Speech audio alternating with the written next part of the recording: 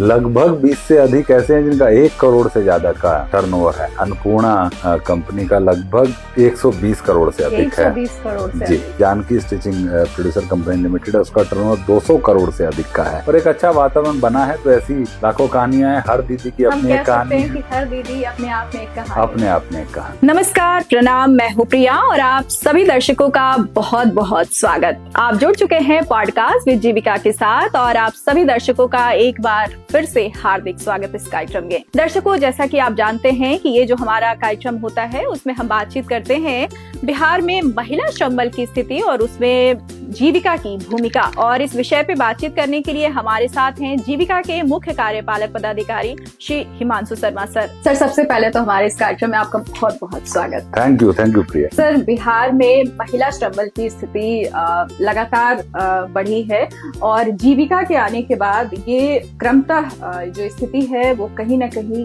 बढ़ी है। इसको आप किस तरीके से देखते हैं? देखिए, जीविका का जो मुख्य प्रयोजन हम लोगों ने जब 2006 में इस परियोजना की शुरुआत की, इसका मकसद भी यही था कि महिलाओं को स्वयं सहायता समूह के रूप में संगठित करना और उनको आर्थिक सहायता उपलब्ध कराना, चाहे वो जीविका के माध्यम से हो या फिर बैंक के माध्यम से उनका क्रेडिट लिंकेज कराते हुए उनको पूंजी की उपलब्धता सुनिश्चित कराना। इस दोनों मकसद के साथ हम लोगों ने जीविका को शुरुआत किया और पिछले 20 वर्षों में करोड़ों महिलाएं इसके साथ जुड़ी हैं और वो आर्थिक सहायता अपने समूह से लेकर के या बैंक से डायरेक्ट लोन लेकर भी महिलाओं ने रोजगार के नए नए छोटे छोटे अवसर ग्रामीण क्षेत्रों में स्थापित किए हैं, तलाशे हैं और इसी के माध्यम से वो लगातार ग्रामीण जो क्षेत्र की इकोनॉमी है उसमें अपना कंट्रीब्यूशन कर रही, चाहे वो पशुपालन का मामला हो, कृषि का क्षेत्र हो या फिर गैर कृषि के जो भी छोटे छोटे व्यवसाय हैं वो ग्रामीण क्षेत्रों में स्थापित किए गए। आज तो महिलाएं बड़ी कंपनियां भी संचालित कर रही हैं। जीविका में लगभग 70 कंपनियां संचालित हो रही हैं। CLF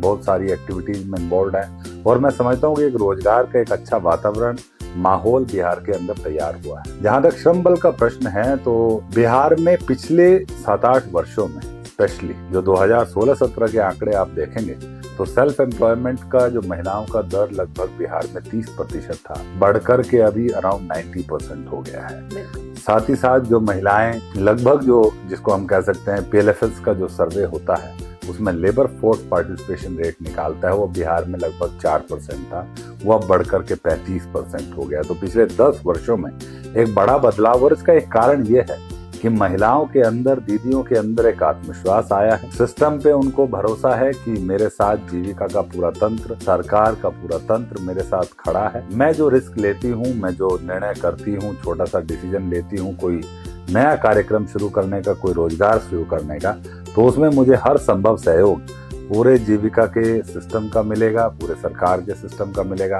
और विभिन्न विभागों की जो योजनाएं हैं उनका भी अभिसरण हम लोग अपनी योजनाओं के साथ करते हैं और ये कोशिश करते हैं कि महिलाओं को जो भी वो रोजगार शुरू करती हैं वो कम से कम दर पर, कम खर्च पर वो एक अच्छा रोजगार स्थापित कर पाएं। तो इसी उम्मीद के साथ महिलाएं अब लेबर फोर्स में पार्टिसिपेट कर रही हैं, अपना सेल्फ एम्प्लॉयमेंट के छोटे छोटे इनिशिएटिव ले रही हैं और बिहार में मैं कहूंगा कि बदलती हुई कहानी का वो निर्माण कर रही हैं। जी बिल्कुल सर, जीविका के द्वारा ऐसी कौन सी योजनाएं चलाई जा रही हैं जिनके कारण खास तौर पे जो ग्रामीण महिलाएं हैं उनको रोजगार के अवसर देखिए, जीविका के माध्यम से हम लोग लगभग 80,000 करोड़ रुपए का जो फाइनेंशियल इंक्लूजन है, वित्तीय समावेशन है, वो हम लोगों ने किया है। 13 लाख समूहों का निर्माण हुआ।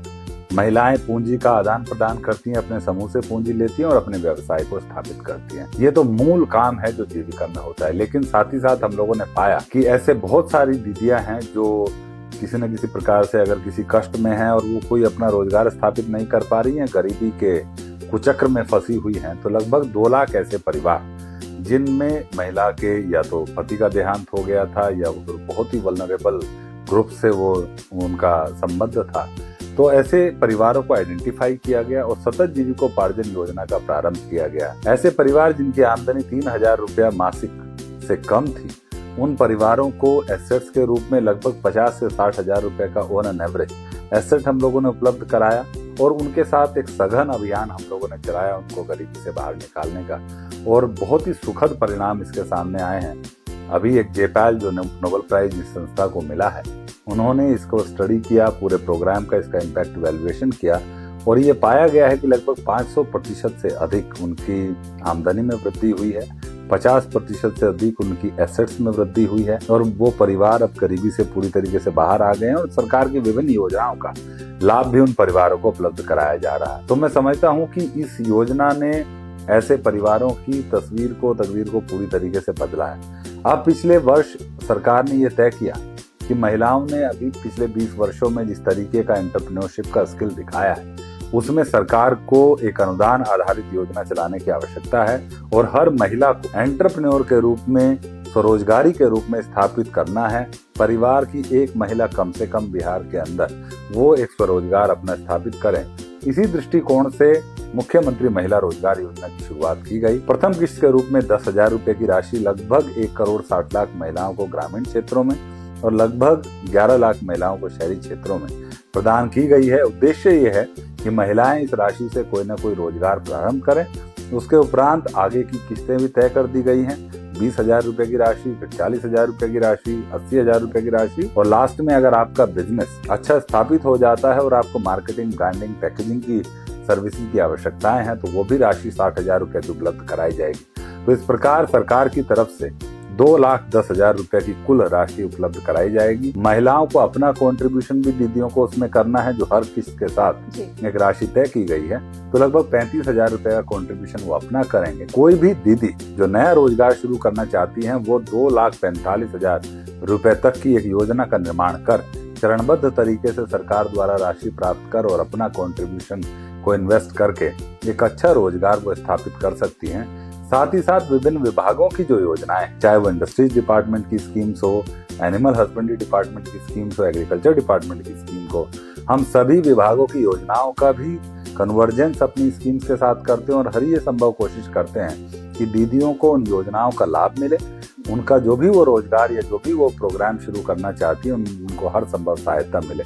तो सब योजनाओं का एक अभिसरण करके एक ग्रामीण क्षेत्रों में एक ऐसा वातावरण हम लोग तैयार करना चाहते हैं जिसके माध्यम से स्वरोजगार को, व्यवसाय को, एम्प्लॉयमेंट को एक वातावरण निर्माण हो सके, उसको बढ़ाने को लेकर के यही उद्देश्य है। जी बिल्कुल सर। डिजिटल ये टाइम है, दीदियां भी डिजिटल तरीके से आगे बढ़ रही हैं, उनके लिए सर आपके पास क्या प्लान है? देखिए, मैं समझता हूँ कि अब एक पूरा, आपने बिल्कुल सही कहा कि एआई का युग आ गया है और डिजिटल इंटरवेंशन बहुत इम्पोर्टेंट हो गई है। तो वर्ल्ड बैंक का जो प्रोजेक्ट हम लोग लेकर के अभी नया जो प्रोजेक्ट सैंक्शन किए हैं उसमें हम लोग बहुत सारे ऐसे इनिशिएटिव टेकअप करने जा रहे हैं जहां पर दीदियों को डिजिटल मार्केटिंग सपोर्ट वो हम लोग उपलब्ध कराएंगे। डिजिटल साक्षरता को लेकर के एक विशेष अभियान चला रहे हैं जिसमें आरबीआई से, सिडबी से और म्यूचुअल फंड की भी जो ऑर्गेनाइजेशंस हैं, एसोसिएशंस हैं, उनका भी हम लोग सहयोग ले रहे हैं कि एक डिजिटल साक्षरता का एक पूरा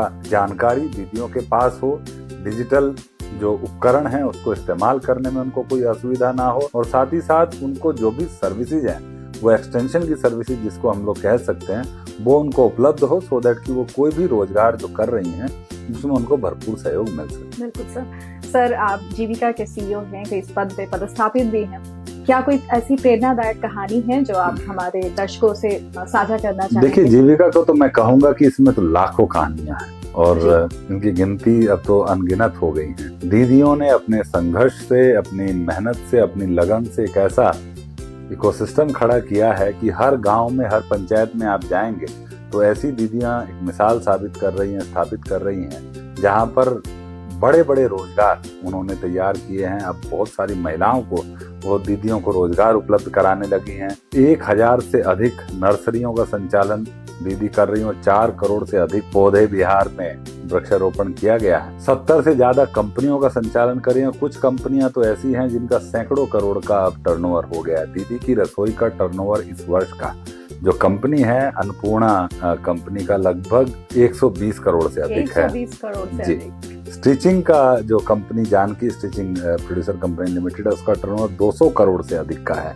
तो ऐसी 10 से 12 कंपनियां हैं जिनका करोड़ों में टर्नओवर हो गया है। एग्रीकल्चर एंटरप्रेन्योर्स जो होते हैं, वो भी कल मैं कहीं पर बैठा था और डिस्कशन हम लोग एक प्रोग्राम में कर रहे थे, तो लगभग 900 से अधिक ऐसे एंटरप्रेन्योर्स हैं जिनका 50 लाख से अधिक टर्नओवर है। सिंगल एंटरप्रेन्योर, वो कोई कंपनी नहीं, अपना एंटरप्रेन्योरशिप उनका चल रहा है। लगभग 20 से अधिक ऐसे हैं जिनका 1 करोड़ से ज्यादा का टर्नओवर है। और ऐसा मैं कहूंगा कि कंपनी के फॉर्म में हो, CLF बहुत सारी सर्विसेज दे रहे हैं, दीदियां रोजगार के अवसर, दीदी की रसोई या लॉन्ड्री या हाउसकीपिंग का काम हो उसमें उनको प्राप्त हो रहे हैं और एक अच्छा वातावरण बना है। तो ऐसी लाखों कहानियां हैं, हर दीदी की अपनी एक कहानी है। कि हर दीदी अपने आप में एक कहानी, अपने आप में एक कहानी। जी बिल्कुल सर। सर कार्यक्रम के आखिरी में दीदियों के लिए क्या संदेश है? मैं सभी दीदियों से बस यही एक बात कहना चाहूंगा कि माननीय मुख्यमंत्री जी का स्पष्ट आदेश है कि बिहार में दीदियों को आगे बढ़ने में किसी भी प्रकार की अगर कोई अड़चन है, किसी भी प्रकार की कोई रुकावट है, उसको हर संभव प्रयास करना चाहिए उसको दूर करने का। पूरी सरकार, हर विभाग, जीविका का पूरा जो सिस्टम है वो दीदियों के साथ खड़ा है। दीदियों को आगे बढ़ कर के अपने भविष्य का निर्माण करना है, अपने निर्णय करने हैं, छोटे छोटे रिस्क लेने हैं और एक ऐसा अपना एक एंटरप्राइज खड़ा करना है या अपना एक रोजगार ऐसा स्थापित करना है जिसमें वो एक मिसाल साबित कर सकें। मैं समझता हूँ कि अगर दीदियां अपना जो पिछला 20 वर्षों का जो एक संघर्ष का जो एक कहानी रहा है, जो एक इबारत उन्होंने एक सक्सेस की लिखी है, इसको आगे लेकर के जाने की जरूरत है। विकसित भारत का, विकसित बिहार का जो संकल्प माननीय प्रधानमंत्री जी ने भी पूरे देश के लिए देखा है, इसमें सभी दीदियों का एक महत्वपूर्ण योगदान होने वाला है। आपको आगे आकर के दीदी का हाथ पकड़ करके, जो दीदियां पीछे छूट जा रही हैं उनको साथ लेकर के हम लोग एक अच्छा, एक बढ़िया, एक सुंदर भविष्य का निर्माण कर सकते हैं, एक स्वर्णिम बिहार बना सकते हैं। बिल्कुल, बहुत ही सही, बहुत ही अच्छी जानकारी सर आपने दी। आपका बहुत बहुत आभार, इतने व्यस्तम समय से समय निकाल कर आपने। नहीं, आपका बहुत बहुत धन्यवाद कि आपने मुझे इनवाइट किया इस कार्यक्रम के लिए। Thank you so much sir. तो दर्शकों, आज की इस चर्चा से स्पष्ट होती है कि महिलाओं को रोजगार से जोड़ना उन्हें सिर्फ परिवार की आय को लाने से ही नहीं है, उन्हें परिवार में आय की भागीदारी से नहीं है, बल्कि उनकी जो सामाजिक और आर्थिक सशक्तिकरण से है। तो आज के लिए बस इतना ही। अगले अंक में फिर से होगी आपसे मुलाकात। तब तक के लिए अपनी दोस्त प्रिया को दीजिए इजाजत। नमस्कार।